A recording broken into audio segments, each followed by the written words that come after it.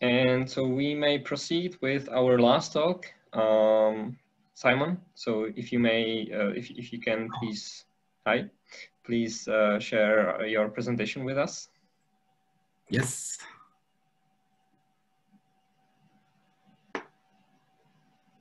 Okay, do you see it? Yes, and so our last talk will be delivered by Simon Lohse. Apologies for mispronouncing it probably. And since we've heard so many talks from different people using mice models, now we are gonna learn, hopefully, you know, something interesting, not about the precise ways in which models, mouse models have been used, but also about the sort of other ways of conducting research. So take it away, please. Right. Yeah, thanks for sticking around for so long. Now I will be talking about what I call scientific inertia in replacing animal experimentation in biomedicine. And to start with some background, I guess many of you will know that we use millions and millions of animals per year for scientific purposes, broadly construed. So I've seen one of the latest estimates that go like, maybe it's even 190 million animals per year. So that's quite a lot, right? And at the same time, there seems to be a strong consensus in the life sciences, science policy, and the general public, at least in the OECD countries. These numbers are too high, and we need to improve scientific research, need to improve testing to reduce these numbers, to reduce animal suffering. And so in accordance with this and public pressure and advances in science now, there is a movement towards the use of more so-called non-animal methods, right? So in vitro assays, for example, it's organoids, these kinds of things. And this, of course, is very much in accordance with the very famous 3R principle that we should aim to replace animals, to reduce animals, and also to refine animal experiments to maximize animal welfare, right?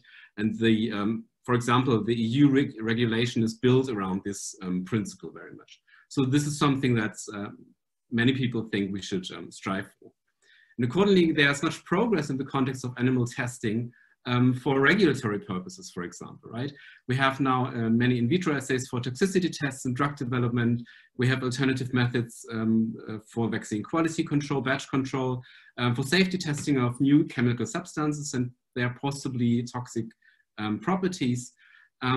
However, there doesn't seem to be an extensive replacement of animal experimentation in biomedical research, right? And so I'm trying to contribute to a very complex answer, I think, to the question why this might be the case. This is the outline of the talk. I will start with a few methodological preliminaries, talk then about animal experimentation and non-animal methods in the EU, then about institutional barriers for these kinds of non-animal methods, so for their development and use. And then the core of the talk will be the fourth part about socio-epistemic factors that might contribute to something like scientific inertia, moving away from this. And then there will be a very, very brief conclusion. So methodological remarks.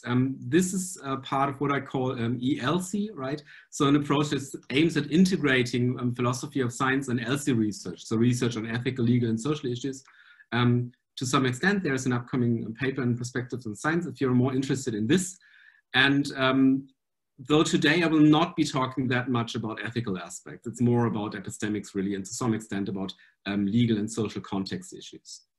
The second remark I want to make is that the focus of the talk is on human-directed research in biomedicine, obviously because this is a prime candidate for replacement. After all, we're interested in humans in these cases, not in animals. This might be different in other cases, right? And lastly, this is work in progress and part of a research network I'm part of called Reduce and Replace in Lower Saxony. If you don't know, this is a part of Germany. And yes, and part of this is also a qualitative study, and so I hope there will be more empirical details a bit later on. Okay, animal experimentation and non-animal methods in the EU. As I said before, we have a fairly new directive regulating animal experimentation in the EU called Directive 2010/63/EU. And part of this is a transparency paragraph or article, really. That means that the EU really publishes very good data, compared to other parts of the world. And therefore we know much better than in other parts of the world how many animals we use for what kind of purposes, right? And these are the most recent numbers: 9.4 million vertebrates and cephalopods used in 2017. If you look at the figure here, you see what kinds of animals we use, mostly mice. And also interesting, 69% are used for basic and applied research, right? So this is the majority of things. Another thing is, the 3UP is very much the basic principle of this EU directive. And interestingly, there's even an article stating the promotion of non-animal methods as part of EU research policy, really, right? So the ultimate aim would be to completely be animal-free at some point. I guess this is to some extent a utopia, or I mean, depending on your position on this, dystopia. But I mean, this is what really is part of research policy right now. So what does it mean? Do we live in the golden area of non-animal methods? Well, I mean, to some extent, yes, right? We have now very interesting new technologies, organs on a chip, humans on a chip technology, new ways of tissue engineering, organoid research, read across computer algorithms are able to kind of predict chemical properties of new substances based on our knowledge that we already have on chemicals. There are high throughput in vitro assays and related technologies, right? And these are bolstered and really developed by many initiatives and industry, academia networks, knowledge bases for sharing knowledge. And now there are even chairs for non-animal methods. At least there are some in the UK and in Germany. I really don't know about other countries, but I suspect there might be some as well. And I mean, if you're interested in these kinds of things, check out that website. There are many examples of what's really going on, and it's a lot, right? But as I said before, there doesn't seem to be a widespread development, acceptance, and use of these kinds of non-animal methods in basic and applied research contexts. And obviously, I think there are technological limitations of these kinds of technologies, right? At least for many biomedical research purposes. And we've seen a bunch of these during the last few days.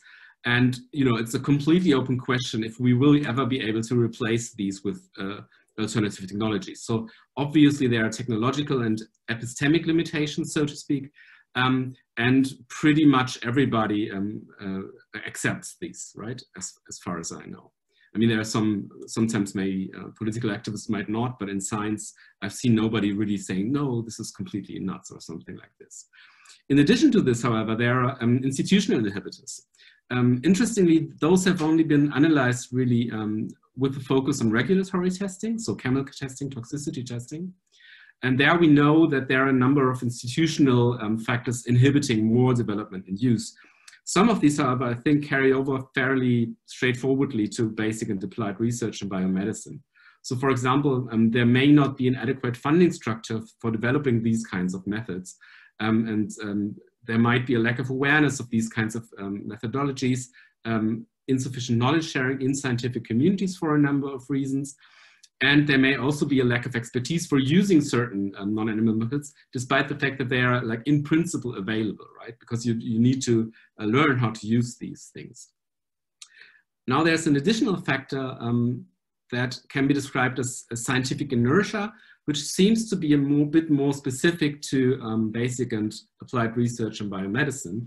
And that is the relatively low level of engagement of the scientific community in development and use of non-animal approaches, right? So the question would be, why is this? And there are two standard accounts in the literature. The first is, you know, animal research is just indispensable, right? Yeah, we can try to develop some of these alternative tools, but in the end, you know, this is just all these critics of animal experiments are exaggerating their case. And, you know, at the end of the day, we just will use animals for the foreseeable future, really. And the critical account is basically sociological and stating, no, we could be replacing much more animal experiments, and it's just dogmatism, right? People are used to using these kinds of animal-based technologies. They have been trained to do so. They have built their careers using these. So no wonder everybody's sticking to what they know. But in the end, you know, this is some kind of dogmatic science, not accepting that there might be other ways. And I think there's some truth in both of these accounts that, however, if you use recent work in philosophy of the life sciences, And especially this kind of work that's a bit interested in kinds of institutional practices as well, and also in socio-epistemic aspects, you can throw new light on this discussion. And this is what I'm trying to do in the remainder of the talk. So we'll be talking about two of these socio-epistemic dimensions or aspects, secondary epistemic functions, and what I call pluralistic risk spreading strategies. Secondary epistemic functions, right? So there has been recent work highlighting that animal models have been used for many epistemic purposes. And again, I think we have seen a number of these during the last days, right? It's not only about hypothesis testing or something like this. Animal models are used for example, for exploration in physiology, for extrapolation, obviously, in clinic-oriented research endeavors, and for proof of principle research, right? To use them as diagnostic tools to see if xenotransplantation might be an option in the end. So there's many epistemic purposes where animal models are used to kind of answer or explore a certain research question. And in addition, I think there are what can be called secondary epistemic functions, and those are socio-epistemic functions of animal models as key elements in institutionalized systems of experimental practice. So in a paper which is currently under review, I use the term scientific repertoire-like systems of practice. So if some of you might be familiar with the work of Ankeny and Leonelli on scientific repertoires, this is the direction I want to go with this. But for the purposes of the talk, you know, just think of experimental practices with the surrounding infrastructure and also institutionalized ways of doing research. That's enough for the purpose today.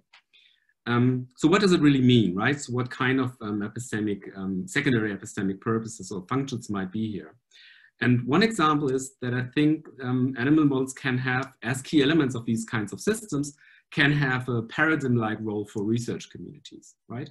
Much more localized than paradigms, much more specific to certain kinds of research, but nevertheless similar to this. So they're important in defining the problem space in biomedicine and an appropriate research framework. Look at the example of Pdx modeling, right? Pdx modeling, so patient-derived xenograph modeling, has been around since the 80s, and put very simply, the main idea is to take human tumor tissue, then to implant this in immunodeficient mouse models. So for example, early examples were newt mice, for example, and then to grow the tumor in these mice, dissect it again, characterize the tumor, and re-implant it in more mouse models, and then test different types of therapeutic strategies, right? And see if there are different effects, put very schematically, really. And now the first time use of this kind of research already suggests many ways of adapting and, you know, using this kind of research really as a blueprint for further research in biomedicine. So for example, you can tinker around with the types of tumor tissues you will use.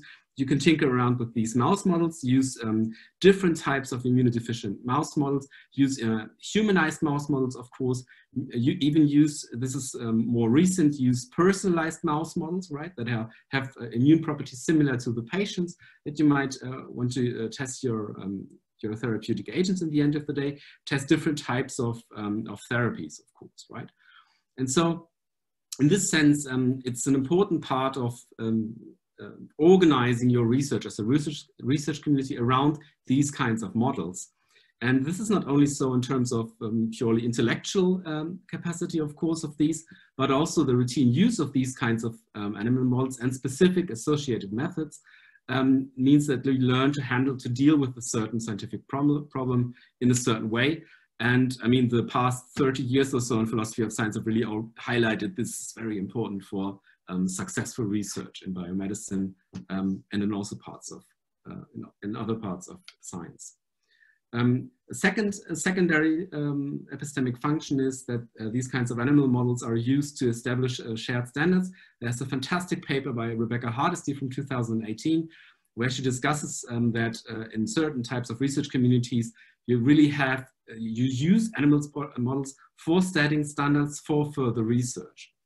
I want to focus on another aspect that I think everybody here is already familiar with, is that mouse models and a certain phenotypic response of these is also used, of course, as a benchmark for biomedical success, right? So if you can give a certain mouse model a disease and then use a new form of therapeutic agents, for example, it gets better in whatever terms you will use here, this is obviously a step in the right direction, right? So it's important as a benchmark for research. A third secondary epistemic function is that mouse models and animal models more broadly and their surrounding infrastructure serve as anchors and stabilizers for research communities, right? We have providers for standardized high quality animal strains. Many of these we have communication and knowledge hubs, right? For example, tumor-based mouse model tumor bases, where you can look up different types of animal strains and different types of Pdx models also, of course.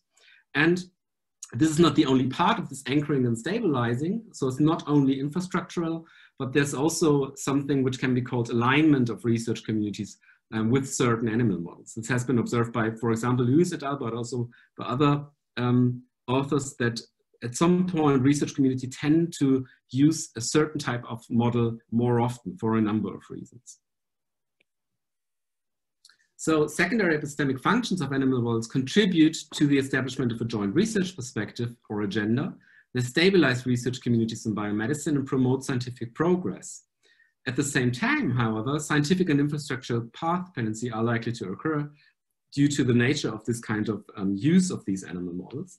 And for this reason, they are likely to convey a strong sense of indispensability of animal experimentation in the relevant biomedical research communities. And this might maybe even stronger than the actual indispensability, right? This is the core idea here. Second type of socio-epistemic aspect, I call it pluralistic risk spreading strategies. And this is very much based on an idea Thomas Kuhn has already developed end of the 50s. And it starts from the observation, which is fairly trivial, I guess, that scientific progress is always uncertain. So it's unclear whether a new and promising line of research, so think alternative methods, for example, will turn out to be more successful in dealing with the persisting scientific obstacle. And for this reason, and this is the idea that Kuhn developed in, and he called it, I think, not risk spreading, but the essential tension in science, that it's a good idea to spread the risk and to use traditional and more progressive research approaches alongside each other, so that the scientific community as such is more likely to succeed in the end. And obviously, this kind of risk spreading strategy gives biomedical scientists good reasons for pursuing the traditional animal-based approach next to new and promising non-animal approaches, right? But there's more to this, because animal models have been described as very epistemically flexible, so their epistemic usefulness is not fixed. First of all, they're very complex organisms. So in many cases, they're an important part in experimental systems serving as generator of surprises in yielding new and unexpected properties that you can use for advancing your research. And more to the point, maybe, the scientific questions that can be investigated also depend on the available background technologies and tools you have, right? So it's not as if you can use a certain type of mouse model and this is like a fixed set of epistemic questions you can ask using these. But in addition to this, new technologies, right, CRISPR-Cas, of course, but also in vivo tracking technologies using these kinds of transgenic animals or new imaging technologies can be used to explore new questions. So this means that this epistemic extra flexibility of animals incentivizes some kind of quasi-dogmatism or quasi-traditionalism to a special degree, because from a purely epistemological point of view, so not considering ethics at all, it would be risky to discontinue animal experimentation, even in cases where it would be scientific possibly, as in many cases, this has turned to be out very adaptable, right, for research purposes.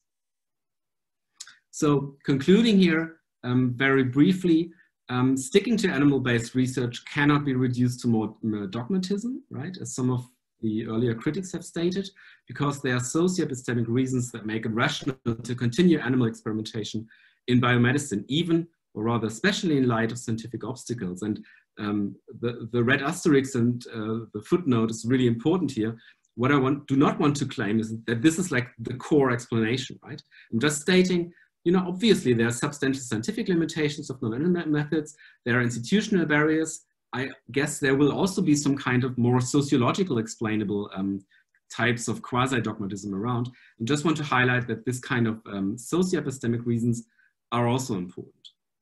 And the second part of the conclusion is that biomedical progress without animal experimentation is certainly not as indispensable as the conservative account wants us to believe, as secondary epistemic functions may contribute to a sense of indispensability, even in cases where it might be possible to develop non-animal methods or approaches in the near future. So thanks again for staying around. And I have not been talking about implications for governance, but if you're interested in some very, very, very preliminary thoughts of mine, we can also discuss these to some extent. So thanks again. Thank you, Simon. So we have 10 minutes for questions, and I see, so Mary was first and then Micah. So Mary, please go ahead. All right, I guess you can hear me now. I don't know if I have a question or it's just more of an observation. So as you have seen in my research, we use plenty of animal models. And sometimes I wonder whether we could be changing those models and applying some other tools. The truth is that we try to complement the in vivo work with in vitro work. But then when you think about the publication output that you might be getting, it becomes like a kind of a fashion. So nowadays, if you do not have single-cell RNA sequencing and animal models in your paper, it's really hard to reach those high-impact publications.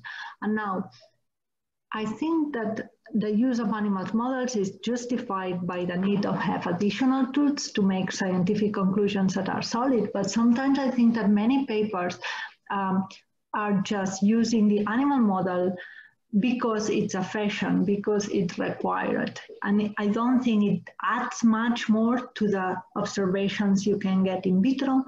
It kind of complements.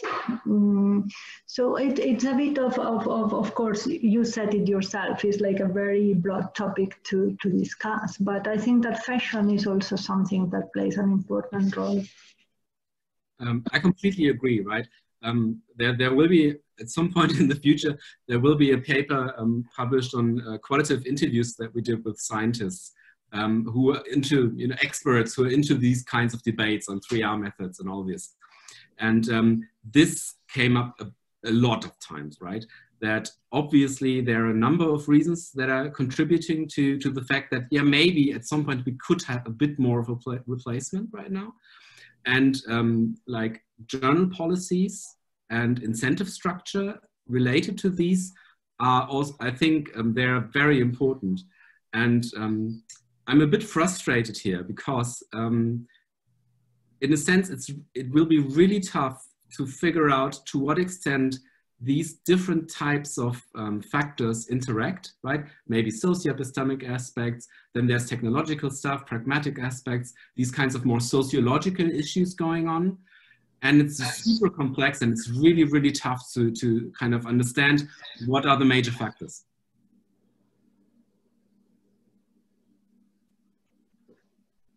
Thank you.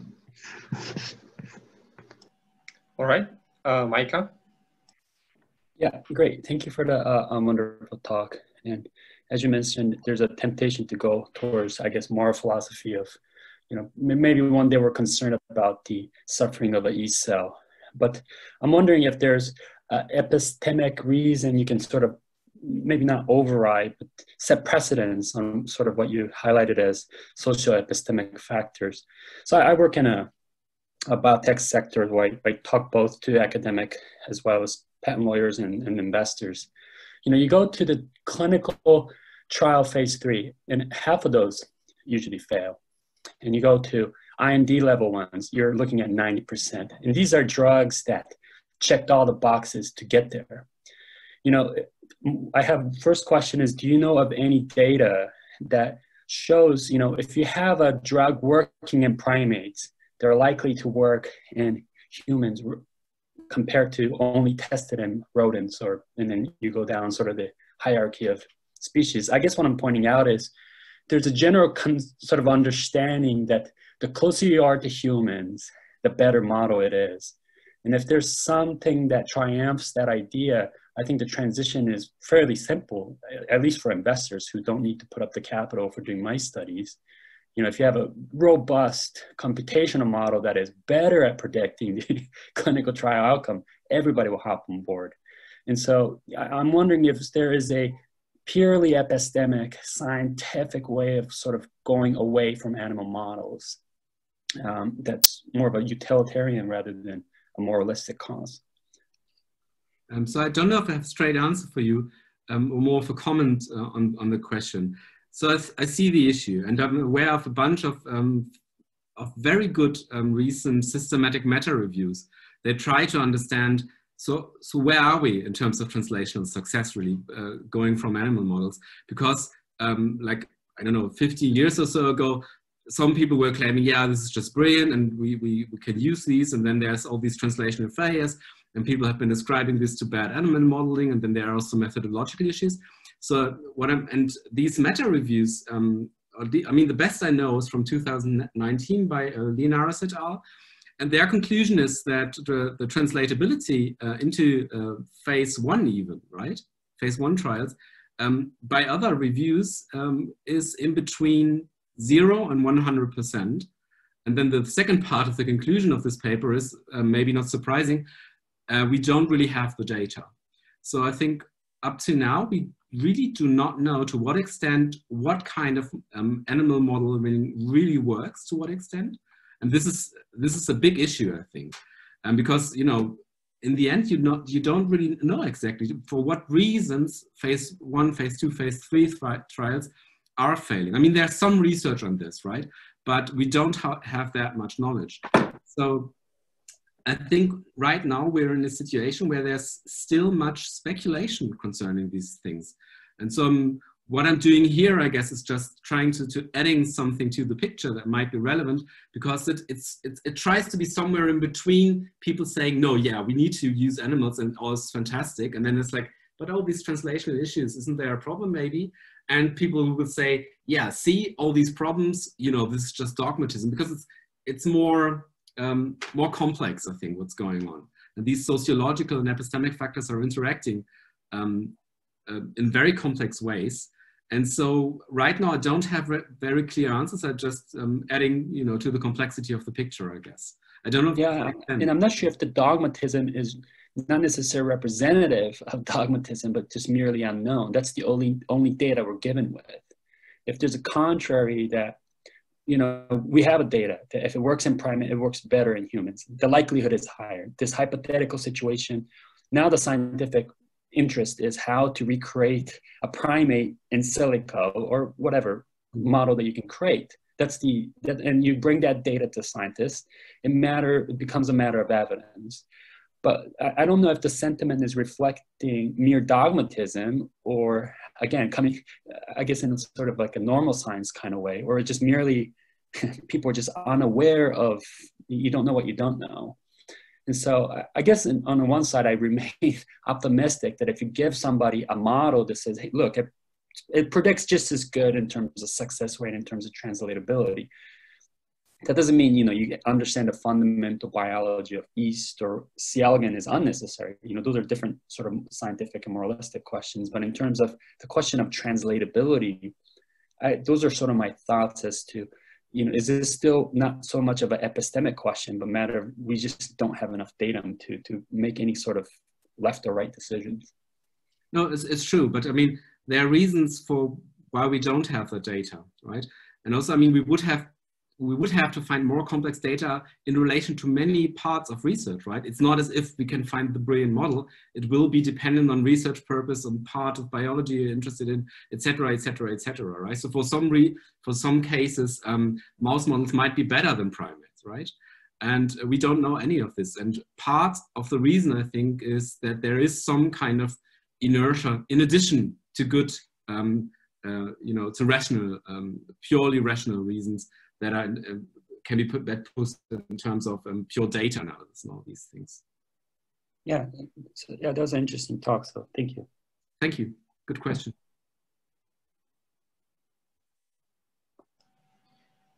So I don't see any more hands raised, but I have a follow-up on Micah. So I see that you are mentioning Sarah here. So is she also, I mean, I'm not sure if this is sort of if you are also involved in the project, but she's also interviewing scientists recently on the context of Pdx models. You're okay. So I wonder. You also mentioned the humanized animal models. You had at some slide there was a picture with the humanized animal or mouse. So I wonder whether, for instance, in the context of testing drugs, whether this sort of movement toward using or developing humanized animal model, which is actually quite complex. So whether it might not lead to replacement, but rather the development and improvement of these models, so as them in an attempt to solve the issue mentioned by Micah, like the high rate of failure of the testing of drugs that pass preclinical tests but then fail in human trials. So I wonder whether this could sort of be conceived as an argument in favor of keeping animal models in research, but with the twist, namely that they would have to be improved significantly in order to justify their usage. I mean, yeah, if I understand you correctly, this would be kind of included in the flexibility of epistemic models approach, right? This would just be, yes, right, so these kinds of models are flexible, and we should, if we keep using these like more traditional methods as well, if you want to use this Kuhnian terminology, for normative reasons, for ethical reasons, maybe we should invest more in making these really better to some extent. And then, yeah, of course, you can use this as part of an argument, and this has been used in terms of humanized models. But again, it really depends on the research context, right? For some purposes, humanized models have turned out to be really, steps forward. In other cases, not so much. And but we don't invest that much in the development of alternative methods to see to what extent, for certain research purposes, these might be equivalent if not, and this is due to complex reasons, if that makes sense. Yeah, sure. Thank you. I mean, I would love to chat more about this, since my own interests at least partially overlap. So it would be great to have the chance. Yeah, I'd be happy to. Thanks. All right, I think we are done. So thank you again, Simon, for a wonderful talk. Yeah, thanks for the conference. It was fantastic. Thanks. Let's thank Martin for the conference. So I guess it's time to basically close it. So I would like to thank you all for participating and for staying until the very end of the conference. Thank you for listening and for engaging. Special thanks to all the invited speakers. And I also want to thank some of my colleagues, namely, especially to Juraj Horecký and also to Vladimír Havlík and Tomáš Marvan for helping me out with some aspects of this conference. I know it's been challenging because the online format doesn't really suit us too well, and I hope we will not have to be getting comfortable with this in the future. Since it's, as you know, it's far from ideal, but I really hope that you enjoyed it. And if you have any feedback to provide me with, that would be also wonderful. So just send me an email. Before you go, I hope I do see Jonathan Fuller here still. So we kind of agreed among ourselves that he would just make a quick announcement. So thank you. Yes, very quick. I just wanted to encourage people to submit to our new journal, Philosophy of Medicine, open access journal in the Philosophy of Medicine. So if you are looking for somewhere to send your research projects, take a look, Google us, or just, you can actually, I'll post it right in the chat box. Here's a link to the website there. So really hoping to see some stuff out of this conference because there are lots of diverse topics and some really great work. Thanks again, Martin, for organizing this. Thank you. And so we will send out an email to all the participants because, of course, not everyone could be joining us right now. So that everyone is aware of this opportunity. And normally, I guess it would be time to go and get some drinks or some food. But unfortunately, in most countries, bars and restaurants are closed. So again, I invite you to join me in the virtual bar, which is open, non-stop. So you can hop in if you want to discuss further, just informal chat or whatever. I will stick around for a while, and if you have other business to attend to and no one joins, then I will also attend my own business. But anyway, so nice seeing you, and I hope to see you sometime soon in person. Me too. Ciao. See you. Thank you. Thank bye. you. Thank you. Bye-bye. Bye-bye.